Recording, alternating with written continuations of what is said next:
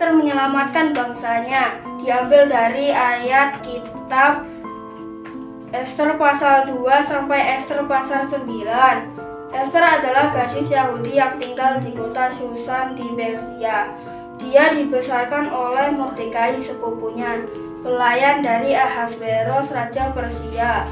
Raja Ahasveros mau memilih ratu yang baru. Pelayan-pelayannya membawa wanita-wanita yang paling cantik di kerajaan itu, termasuk Ester.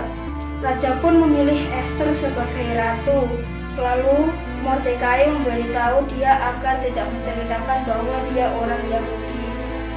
Seorang pria sombong bernama Haman berkuasa atas semua pejabat. Dia mau semua orang membungkuk kepadanya, tapi Mordekai tidak mau. Haman marah sekali dan mau membunuh Mordekai. Saat Haman tahu Mordekai orang Yahudi, dia membuat rencana untuk membunuh semua orang Yahudi di kerajaan itu. Dia berkata kepada raja, orang Yahudi itu berbahaya. Tuhan harus lenyapkan mereka. Raja Ahasveros berkata, lakukan saja apa yang kau mau. Raja pun memberi dia kuasa untuk membuat peraturan. Lalu Haman membuat peraturan yang memerintahkan orang-orang untuk membunuh semua orang Yahudi pada hari ke-13 bulan Adar.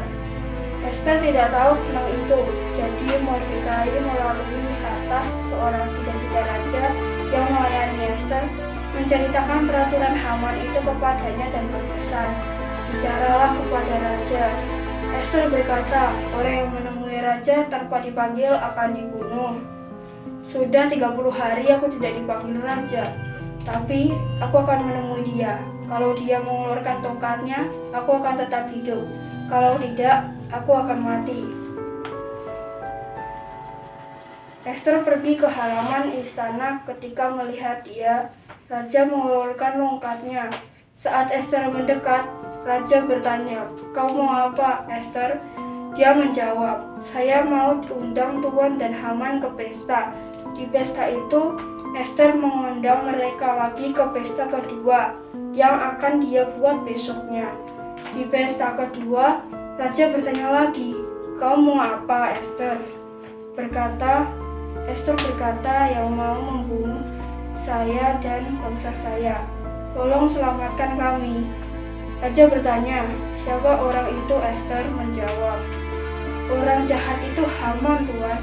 Ahasveros marah sekali dan menyuruh agar Haman langsung dibunuh. Tapi tidak ada yang bisa membatalkan peraturan Haman, bahkan raja sendiri. Jadi, raja mengangkat Mordekai sebagai penguasa atas para pejabat dan memberinya kuasa untuk membuat peraturan baru. Mordekai membuat peraturan yang memperbolehkan orang Yahudi membela diri sewaktu diserang.